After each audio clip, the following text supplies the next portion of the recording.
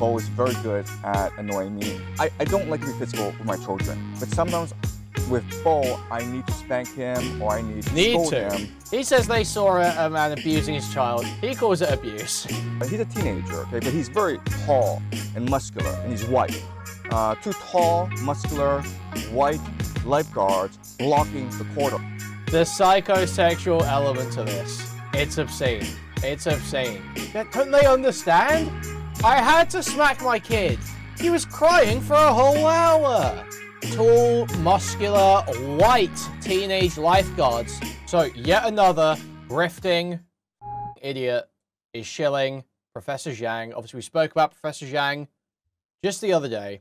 The wacky Chinese professor, high school professor to be clear, undergrad in English, who claims to be able to predict the future using the past through game theory.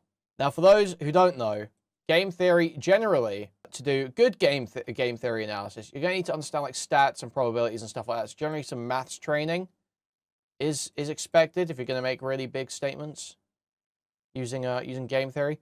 But what he's really riding on is the fact that he's previously predicted, he made 3 big predictions, okay guys. He said Trump would win the election, Trump would go to war with Iran, and the US would lose. Okay, now the first 2 of those are really not particularly huge predictions. Trump was quite likely to win the election. It was at least a coin flip. And going to war with Iran was probably quite near the top of like bad decisions that Trump would likely make in office. So not crazy predictions. Saying the US would lose is a bit vacuous. It's a bit vague.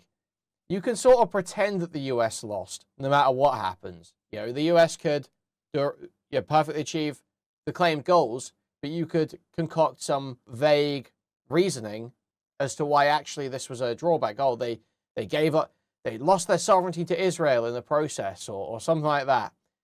It's basically cold reading. You just come up with something that can kind of be true and then fill in the gaps afterwards. So Tucker Carlson is now shilling him. Obviously, I'm sure Tucker Carlson's aware that this guy's a total idiot, but he's got a bunch of stupid fans that will eat it up and love this. So let's take a look at this humorous clip from the Tucker Carlson interview. I think if we talk longer, I'm going to start to cry on camera. So I'm going to take an emotional break here, Professor. Thank you. Okay. No, I did not mean no. upset you. Sorry. I'm half kidding. No, it's emotionally resonant for me because I know that you're telling the truth and it comports with everything that I've seen. And so it's hard to accept something that's true, but I think what you're saying is true, unfortunately. So bless you for this, and I hope to see you again soon. Thank you. Yeah, I really enjoyed it, Tucker. Since you've traveled so much, Tucker's saying, I almost cried. And lived so many places and speak multiple languages, where would you say the part of the world that's most hostile to Western civilization, as you just described it, is? Trying to understand where this hostility is coming from. Well, I would say Canada, Britain, Western Europe. I would say these places. So, dude, Canada, Britain, and Western Europe are the most hostile nations to Western values. It's so fucking absurd. Dude, you are from China. They are collectivist, communist, undemocratic. What the fuck are you talking about, dude? What the fuck are you saying? It makes no sense. What are Western values then, dude? Seriously. And we'll see. Why might this guy think that Canada, Britain, and all these other countries are so bad? What experiences has he had? What does he think of them? We'll take a look in a minute, guys. We'll take a look in a minute. Are the most hostile towards Western civilization. Chinese people have tremendous respect for Western civilization. In fact, in China's, in the process of promoting the classics, Plato, Homer, Shakespeare, in China, because Chinese recognize the tremendous cultural value and immense eternal truths embedded in these classics. So we're in a very weird situation where the West is destroying itself by abandoning what makes it great, which is, these classics. I think if we talk longer, I'm going to start to cry on camera. So I'm gonna take an emotional break here, that's Professor. Thank you. Okay. No, I did not mean no. to upset you. Sorry. I'm half kidding. No, it's emotionally resonant for me because just crazy, just fucking crazy, bro. I think there was another clip. So what I would do is basically sit down everyone, okay, including Russia, China, Iran, and say it's time for a new world order where we are partners in this relationship, right? Before America was the hegemon, before the US dollar was the world reserve currency. But now what we want to do is open a dialogue where everyone is respected, where America is no longer the bully, but a willing partner in creating a new economic order that benefits everyone and not just a few. I think that's the wisest possible advice and probably the only path that preserves civilization. Yeah, literally never happening. Love Western values, by the way, but want China, Russia, and Iran to have more influence, by the way. You know, the country run by Islamic fundamentalists, communist, state capitalist, surveillance state that doesn't allow their citizens to use the real internet. And the country, you know, I mean, what do you even say about Russia, bro? What do you even say about Russia? Yeah, that's like the internet. That's like that's like the UK. That's like the UK. Isn't it just how the UK is? It's a state capitalist. They don't let you use the internet. This video is titled "Professor Jiang Vlogs About Abusing His Kids." Now you may think, wow, that sounds slanderous. That sounds a bit slanderous. That sounds like someone's making erroneous claims about this poor Chinese professor. But trust me, guys, it'll all make sense. It'll all make sense. And a lot of his analysis about the West and about Western countries may start making sense to you guys after you've seen this. Now, the reason this video is called that is because it's not on his YouTube channel anymore. It's not on any of his platforms anymore because he took it down after being brutally mocked by his own fans and more broadly back when it happened. So let's see what's going on in the video. Professor Jiang vlogs about abusing his kids. You can see he sat down in a park to talk about this. Let's have a look. Good morning, YouTube. So I was supposed to talk about my upcoming classes today, but something traumatic happened to me this past... I believe when he says his upcoming classes, what he means is videos that he records in an empty high school classroom of him pretending to teach about geopolitics that he then posts on YouTube. Obviously, he doesn't actually teach any classes about, like, geopolitics, as far as I'm aware. He just records shit for YouTube. He's actually an English undergrad. So if they have got him doing that shit in China, then I'm slightly concerned about the Chinese education system, a feeling that I didn't think I would have. This week, and I want to share it with everyone. I'm going to file a lawsuit, and so I need to be careful about what I say. I can't divulge too much information, so I apologize ahead of time if some information, if the narrative can be incoherent or confusing sometimes. So let me first explain to you the details of what happened. I often take my two boys, Chris and Bo. Chris is 7 years old. Bo is 4. And this is our first time. Yeah, I think he lives in China at the moment, but he spent a lot of time in Canada. Together back in Canada to visit their grandparents. Unfortunately, their mother and my daughter could not join us because whereas I and my boys are Canadian citizens, my wife is a Chinese citizen, and we could not get her the tourist visa on account of the fact that we're poor. So it's been a very hard summer for me because my two boys are a handful. They have different personalities, they have different interests, and my mind is preoccupied with saving the world. So I've not been as attentive as a father as I should have been, but I have tried my best to give my kids the best possible experience. So every day we're outside in the park or in the pool or in the cottage somewhere, making sure they're enjoying the great outdoors. So on Sunday, we went to a public pool, and we've been to many public pools. Chris Okay, great is a start. great swimmer, and he really enjoys the pool. His brother, Bo, is not a great swimmer, doesn't know how to swim, and so I need to take care of him. And Bo is often very problematic. He has behavioral issues for many reasons. The first is that he's a middle child, so he often feels... So, bad start here, really, isn't it? We're saying the video is called Vlogs About Abusing His Kids. He's saying, yeah, so my middle child has behavioral issues. So it's the kid's fault then. Okay. Neglected and doesn't get enough attention from his parents. Hear him out. Kids can be annoying. He's also in competition with his brother, Chris, who unfortunately is very competitive.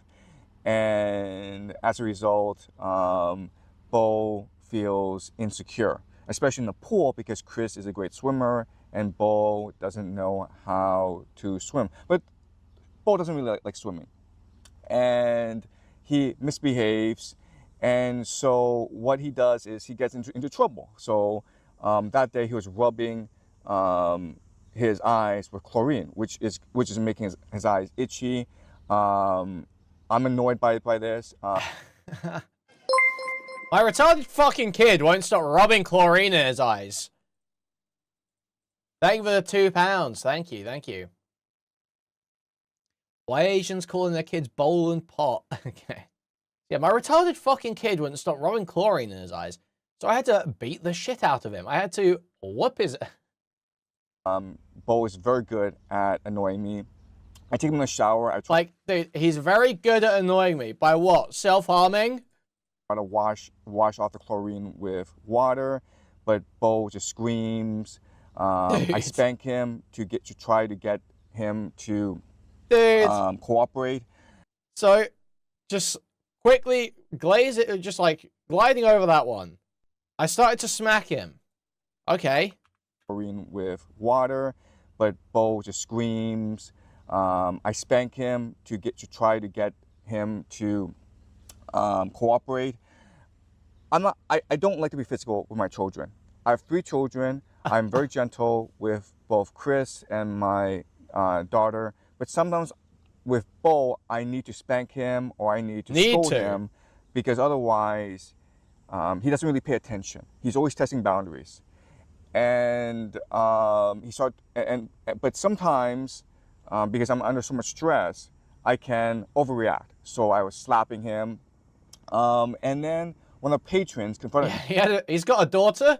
Very progressive. Very progressive, Professor. They didn't grow up, Son's obviously not a very good swimmer because they must not have grown up around any bodies of water. Maybe if they grew up around like a river or a lake, would be a better swimmer and might not have a sister. Me and told me, I mean, he was actually very confrontational. He threatened to kill me if I continued to hit my child. And then I confronted him, and then the staff got involved, okay? And the staff talked to me. I explained the situation to them, that Bo often misbehaves, and even though I don't want to be physical with him, some I'm not gonna lie, it's kind of, crazy in like a good way that this guy got confronted for smacking his kid. I'm honestly shocked that people, said something. I feel like so many people just be like, okay, I'm just not, They're beating their kid, whatever. But it does make you wonder, like, how bad was he beating his kid that a bunch of people thought they had to get involved? What was he doing to this kid? Sometimes I'm forced to be physical with him in order for him to understand the gravity of the situation. And the response is... Like, dude, you have to make them understand the gravity of the situation. You don't think they understand it from having fucking chlorine in their eyes? Like, he's not having a good time. Like, come on. Oh, I understand. You're an Asian parent. And I said, that's not the issue. It's crazy. It's not that I'm an Asian parent. It's just like, Bo has a distinct personality. And I need counter strategies in order to better... Right. He's a really fucking annoying behavior. kid. That's why you gotta beat him. They asked for my name and my phone number. I gave it to them, assuming that they will call Child Protective Services or the police for a checkup. And I understand that. That's standard procedure. It makes total sense. They saw a parent abusing the child. So, guys, you may have thought, whoa, this evil deranged person saying this guy's abusing his kids in the video title. No, he calls it abuse. No, he calls it abuse. He says they saw a man abusing his child. He calls it abuse. Of course, they're going to report this to the higher authorities. But the staff was really nice, and I was really cooperative with them. I was extremely forthcoming. I tried my best to explain the situation to them. They told me that this is not a big deal and that I could leave. Okay, so I dressed my boys. This is in the change room. It's a public change room. And as we're as we're about to leave, there's a large lifeguard. Okay, he's a teenager. Okay, but he's very tall and muscular, and he's white. And he stares down at me and says, "Our boss would like you to stay." And he says it in a very menacing and confrontational manner. And it was intentional that he did it that way.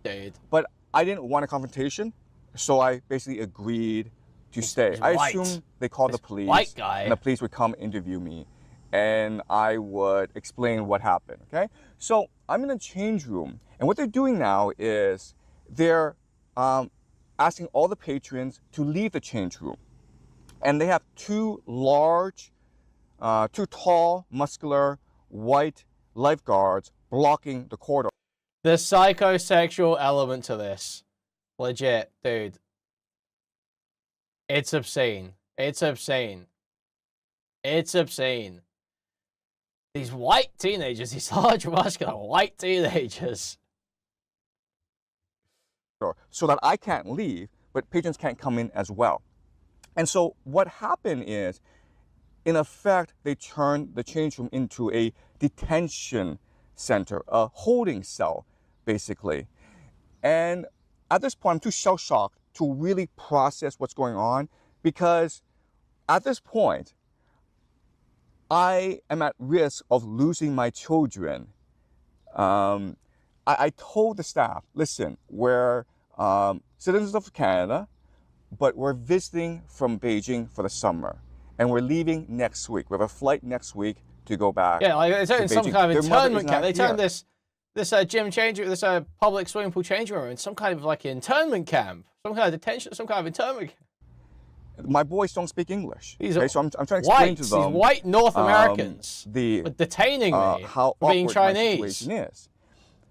And they don't care. They treat me like I'm in this holding facility, and I'm spending like an hour, at least an hour, trying to strategize about how to talk to the police.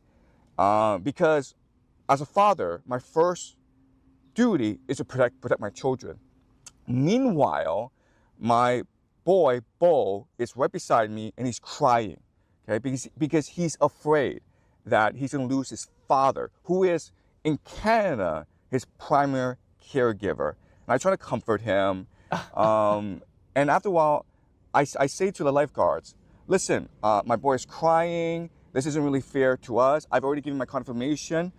It's Sunday, okay? The police are probably busy with other things. I'm going to self-report to the police first thing. Guys, don't worry. I'll hand myself in. Guys, you can let me go. It's all right. I'll hand myself in. Monday morning. Lifeguards ignored me and said, you have to wait. And I continue to wait. And right now I've lost track of time because I'm traumatized. My little boy is crying and he's traumatized as well. I agree. It seeing my life fall apart. It's possible that the police charge me, in which case I have to appear in court, in which case I'm going to miss my flight back to China, in which case I'm going to lose my job. And we're not a rich family. We're not. And we have no savings. So we would lose everything. And it's also possible that I lose my children. And my wife would kill me. She would find Dude. she's back in China, but she would find a way to kill me if anything happened to our children. So I am pretty shell-shocked. I'm pretty traumatized. But my child is crying, and then it occurred to me, wait a minute here. I've already given my information to them. My child is crying and feeling traumatized. Why are they doing this? So I confronted them. I asked to talk to the supervisor, and I said, why are you detaining me? And their response is, well, we're not detaining you. We asked you to stay. And at this point, I'm like, well, can I leave? And they're like, yes, you can leave. So we left, okay? And then we got home, and the police called. And I explained the situation to the police, and the police were really polite, really understanding, really sympathetic, and said, okay, this makes total sense. You're trying to discipline your child. You have the right to do that. But as procedure, as protocol requires, we have to come and see your children. And I says, that makes total sense. So I invited them over to my parents' house where we're staying, and they checked up on my children, and they said, your children are fine. There's nothing wrong with your children. And they left. And Aside from you beating them. that should have been it. But the very next day, my son, Bo, he couldn't eat. And he had high fever. And I tried to put him in bed, but the moment I put him in bed, he would suddenly scream. And I have to rush to him and comfort him. And this was happening for 2 days. And I told him to reassure him that no one's going to tear apart our family. There's no way it's going to be over my dead body before I let someone take him from me. I'm his father. I have a duty to protect him at all costs. So why do you beat him, I'm gonna fight retard? and die to make sure my family is safe. But the cope about beating your kids, bro, is just crazy. And that reassured him a bit. And then I took him to Great Wolf Lodge in Niagara Falls, which made him really happy. I'm not sure if anyone's been to Great Wolf Lodge, a resort. It's not jail, but it's pretty close. Okay, so it was so, and then I had time there to reflect more and more on the situation, and I've decided to file a lawsuit. I've decided to take civil legal action. I called the police and said, listen, do I have grounds to charge the staff of that public pool with? So he is trying to, because they like detained him, they stopped him, they like kind of stopped him leaving, which yeah, I'm sure isn't overreach. He now wants to sue them. Bro, they were stepping because you were beating your kid. You're literally doing something wrong. You were literally still traumatizing your kid because you beat him, which is not a, you know, it is not a valid parenting strategy. The fucking cope around it is just retarded. It's fucking stupid. It's total cope. So you're still beating your kid. You still think it's fine to beat your kid. And they stepped in because you were beating your kid in public. I'm not going to lie, there is absolutely something to the idea that if this is what they're showing you in public, what's happening at home? You know? That's absolutely valid. And they absolutely should. It's reassuring that people in the public pool felt it necessary to step in there. With kidnapping or something along those lines. And they had, I mean, they were very polite. Okay, smart guy. How would you teach them not to get chlorine in their eyes? Standing, and they had a very long conversation. They did So a real. lot of investigation. And How else would they possibly figure it out? really There's need to no be the other. fresh- There's no other negative stimulus happening there. criminal threshold, but you can take civil legal action, and I plan to do that. So some of you may hear this and you think that I'm overreacting. You know, the police are doing, the police will let you go. There's no problems here. The staff, maybe they overreacted, but it was within their protocol, their procedure in order to protect children. Okay, but let me give you 3 reasons why I am going to take action. Why I decided to fight. 3 reasons. Okay. The first reason is this: I have a duty to protect my children. And at the very least, I want my son Bo to know that whenever we're bullied, whenever he's intimidated, whenever he's traumatized, I'm going to fight to ensure that he's protected and that he achieves some justice. Okay? It's really important as a father to show my children that I'm going to do everything I can to protect my children. I've also promised Bo that I will do this. So as a father who's made a promise to his son to always protect him and to seek justice whenever he encounters injustice, then I have a moral obligation to follow through, even though this is the Canadian justice system. This is the Canadian legal system. Even though it may cost me a lot of money, even though it may cost me many, many years, and even though there may be no result, I have a duty as a father to set a good example to my son. Okay, that's the first reason. Second reason is that I feel, and again, you may disagree, okay? I feel that this happened because they saw an Asian face. Okay. Now, I've talked to my brother, who is a public school teacher here in Toronto, and he explained to me that this happened because, you know, the staff, they're teenagers, and some of them were Asian, and they saw an Asian father abusing his child, and they became really afraid for the child's safety, and that's why they might have overreacted the way they did. And that makes total sense, okay? I think that's a legitimate point.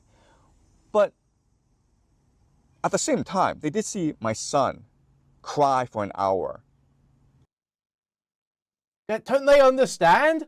I had to smack my kid. He was crying for a whole hour. And nothing stops someone crying quicker than beating the shit out of them. It's crazy. How do you rationalize? How is he not experiencing like crazy cognitive dissonance? How is it not legit? How is this not ticking anything in his mind? Or it's like, dude, I sound like kind of crazy right now. I sound like retarded. What do you mean he was crying for an hour? Why would that make the other people in the pool think it was fine to hit him? And they did nothing. They didn't care. Okay, so I'm not completely convinced that was the case. Okay, and I think the way that they behaved, they had two tall white guys watch over me. They put me in a detention center. Dude. Even though I had given them all my confirmation that they could have passed on to the police. I think the way they behaved is because of certain racial assumptions they had implanted in their minds. Okay, and I think there are three racial assumptions that they had. This guy loves his threes, doesn't he? He loves his threes. 3 big predictions. 3 reasons he's suing the state for him abusing his kid. 3 racial assumptions. These tall, muscular, white teenage lifeguards made about him for just being a superior Han Chinese. The first assumption is that Asian parents tall, are just excessively violent white towards their children. Apes. Okay. So they said, well, you know, if he's doing this in public, if he's seeing his child in public, then when he goes home, he'll probably be much worse. Okay. I think that was an assumption. Second assumption is that Asian people just aren't really trustworthy. Yeah, I mean, he told us the story, he offered an explanation, but Asians lie. Yeah, I mean, he gave us his phone number, but how do we know it's correct? Okay, so I think that's the second assumption that they made, that Asians, especially Asian men, they lie and they cheat. Okay, the third assumption, and this is the most important, is that Asians can be easily bullied and intimidated because they don't know how to stand up for themselves. We were there for over an hour, possibly 2 hours. I was not keeping track of time. At no point did anyone come and explain the situation to us and says, listen, we're sorry you're being inconvenienced right now, but the police are coming and we have a duty to report this to the police, and the police told us to ask you to wait. Okay, no one at any point came and offered us an explanation for what was going on. The entire setup, I think, was meant to be intimidating, right? Because we were in a holding cell, and like, I'm not sure if you've been to a public pool change room in Toronto, but it literally looks like a jail cell. Okay, I literally felt I was in jail, and they didn't think I had. They didn't should have respected me, or have been decent to me, or have been courteous to me, because they think this guy's an Asian. He's not really, you know, he's not really a person. He's a second-class person. Okay, that's how Asians are treated in Canada and throughout the Western world, as second-class citizens. We're invisible. They pretend we don't exist, and yeah, we can treat Asians whatever we want. Okay, now that was the third assumption. So I believe that what happened to us on Sunday was clear anti-Asian discrimination, and I plan to file charges with the Ontario Human Rights Tribunal. Again, this may go nowhere, but you know, Canada is one of the most hypocritical and sanctimonious societies out there. If you talk to Canadians, they're like, we are a multicultural, tolerant, open society that welcomes all and treats everyone equally and with respect. That is not true, okay? You talk to any Asian living in Canada, and he or she will tell you that's not true. That's BS. And now is a time for someone to actually speak up and highlight the extreme passive-aggressive, the extreme sort of hidden, invisible racism that Asians encounter every day. I remember when I was 10 years old, and my mother took me to the bank to open a bank account. And we were at the counter waiting for half an hour. Finally, someone shows up, okay? But a minute before, this white lady comes in and stands right beside us. The bank official looked at us and said, who was here first? And before we could say anything, the white lady says, I was here first, and just pushes us aside, okay? This happens to us every single day as Asians. We're not treated as people worthy of respect. Dude. Now, if you're a black person or if you're not Asian. So he's legit. He's actually arguing in Canada, Asians, the Chinese, are the most oppressed. If you're black, you get treated with more respect than if you're Chinese. The extreme passive-aggressive, the extreme sort of hidden, invisible racism that Asians encounter every day. I remember when I was 10 years old, and my mother took me to the bank to open a bank account. And we were at the counter waiting for half an hour. Finally, someone shows up, okay? But a minute before, this white lady comes in and stands right beside us. The bank official looked at us and said, who was here first? And before we could say anything, the white lady says, I was here first, and just pushes us aside, okay? Wow, this happens white women to us never do that every to single anyone day else. as Asians. We're not treated as people worthy of respect. Now, if you're a black person or if you're not Asian, you're treated with a higher degree of respect because, I mean, if you did this to another minority, you might get punched in the face, or at least that person would fight back. But the assumption is if a white woman did that to a black guy, he'd just punch her in the face. Why are people so fucking racist towards East Asians, dude? This is so fucked up. That if you are an Asian, you can be intimidated, you can be bullied, you can be pushed aside, and the Asian will just take it and go home and beat the crap out of his child. Okay, that is the. Whoa! No one said all that. No one said all that, Professor. Assumption. So I'm gonna go public with this and tell the world what happened because it's time for people to understand the severity of hidden racism that happens in Canada against Asians. And quite honestly, this sort of like hidden racism, it's really the worst. It's like chronic stress. It's chronic toxic I'd rather stress. just be killed by police. It's invisible. It's like bacteria. It just eats at your soul and it degrades your humanity. Just George Floyd and that's me. honestly why I left Canada at the first possible opportunity. I never came back. That's why I left the Western world to work in China, because even though I have issues with China, this is the thing, man. When you're black and you're getting like, and there's a knee on the back of your neck for 8 minutes. 8 minutes. 8 minutes equal out. I can't. I am thirsty. I am thirsty. Is there anyone? Okay. At least everyone can see that people are being racist to you. When you're Chinese, it's a knee hurts a person. at least I don't feel. At least everyone can see that George Floyd is getting racially attacked. When you're Chinese, it's invisible. No one even notices. Just put the knee on my neck already. A knee on my neck. Work in China, because even though I have issues with China, at least I don't feel subhuman in China. The third reason is I am sick and tired of the bureaucratic overreach in this world.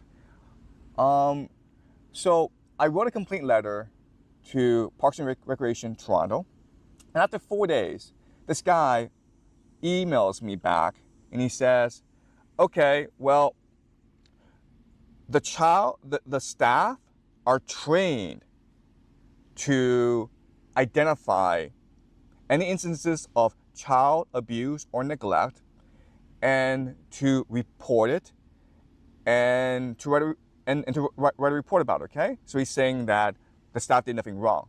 Oh, but am I retarded? I didn't start my detained, kick stream today. I'm a fucking retard, dude. well, that's beyond protocol and procedure, and we'll look into it, okay? So he's trying to protect his ass, basically, because he knows that if the staff did, in fact, detain me, and they did, even though they didn't admit it, then that could be cause for civil action, okay? So that's what bureaucrats do. Bureaucrats will never, ever admit they did anything wrong. What they will do is cover their ass and they will deflect and divert, okay? So if I continue to complain, what's gonna happen is that they'll do an investigation, a 3-month investigation, and they will write an apology and says, okay, I'm sorry this happened. We did an investigation and we reprimanded the staff, and they promise to never do this again. They're really, really sorry. I then continue to complain, and then they're like, well, we decided to have our staff do more training. We understand that you felt that you were discriminated against. We understand that you felt you were a victim of racism, and we've decided to put our staff through more anti-racist training. Now do you feel better? I continue to complain. They're like, well, okay, so we've decided to transfer our seasonal staff somewhere else. Now do you feel better? Okay, so this would go on for a long, long time, but the bureaucracy, the people in charge, will never take responsibility for what happened. They will never admit to any wrongdoing, and they will continue to just They waste need my to admit time. to wrongdoing. Okay. And how do I know this? Because this is exactly what would happen in China. It's amazing. But Canada as a society is now no different from China as a society. The society exists. It's Orwellian. It's like Orwellian. They won't even let me beat my kids at the public pool. Dude, it's like an Orwellian nightmare in Canada now. They won't let me beat my kid in the public pool. My kid's crying for a whole fucking hour and they won't even let me beat the shit out of him. In order to Yeah, do you see how fucking annoying he is? Be a nanny state. Okay? You have this bureaucracy that justifies itself by bullying the poor. And it's completely wrong. And all this is happening, okay? All this bureaucratization, all this bullying, all this intimidation, this excessive bureaucratization is happening because these bureaucrats want their cushy jobs and want to feel good at the same time. And dude, all these fucking Canadian bureaucrats try to come in with their red tape and their regulations and their processes, try to stop me ragdolling my kid around the fucking changing room at the public pool. I'm trying to recreate that scene from the first Avengers movie where the Hulk's flipping Loki around over his head with my fucking middle child. And these fucking bureaucrats sending their white teenage henchmen to stop me. I mean, just game theory this out, okay? Let's just say that same incident, but I was not as articulate and as eloquent as I am. Maybe I'm new to the country, or my English isn't so good. Just game theory this out. I'm really scared. Just game theory this out. I might say something stupid or overreact in a way that allows the police to charge me with certain crime. I might lie. I might push the lifeguard. I might become excessively angry. And then what they'll say is, oh, you see, we were right all along. He was an abusive parent. And what we did was save the child from the abusive parent. So they take my child away. They lock me up for a couple weeks. They put me through some anger management course, but I lose custody of my child. And I fight to get my child back. And maybe it's like a year later. But after a year, my child has been traumatized forever by the entire experience. And that's if I have the financial means. Unlike beating them, which famously, you know, it's a very short time. It's like in the moment, they might be a bit annoyed by it, but then get over it. To actually fight the case in court. So that's how the system is set up. The system is set up so that the poor, the uneducated, the ignorant, the minority, they're all bullied so that these bureaucrats can feel good with themselves and can collect their nice, fat paycheck and sit in their air-conditioned, cushy office.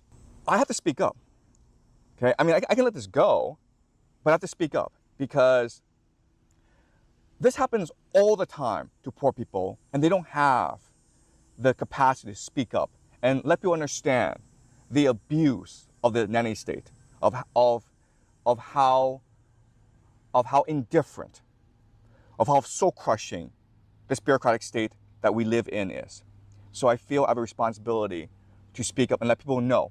Again, this lawsuit will probably go nowhere, but at least people will know what happened and how evil and indifferent and toxic this bureaucratic state that we live in is.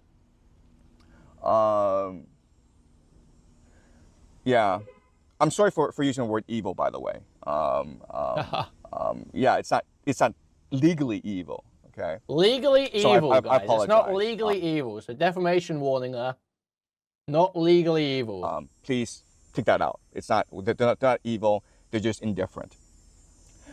In 2014, this woman in South Carolina, she was middle-aged, maybe 45, 46. She was an African-American woman, had a lot of issues with the law when she was younger, but then she had a daughter, who at the time was 9 years old. And she loved her daughter. So and after having the daughter, she was committed to being the best mom that she could be. She was working at McDonald's full-time.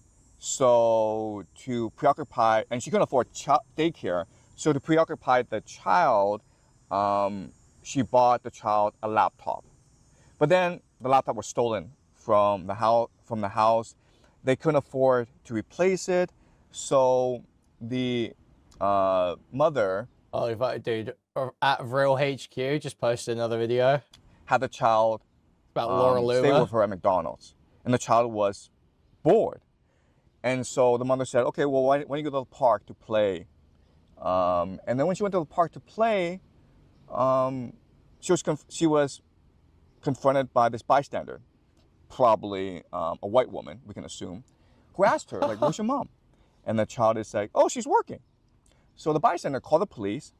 The police came and arrested this woman, who again is just trying to be the best mother in the worst possible conditions. And she was put in jail for 17 days. And she almost lost her daughter. It was only because the media blew this up that she got a reprieve, that she was able to keep her daughter. So we live in an extremely unjust world. And so I feel Okay, that, you get the idea anyway. That's my coverage of this video. Awesome stuff. Awesome stuff. I love this video.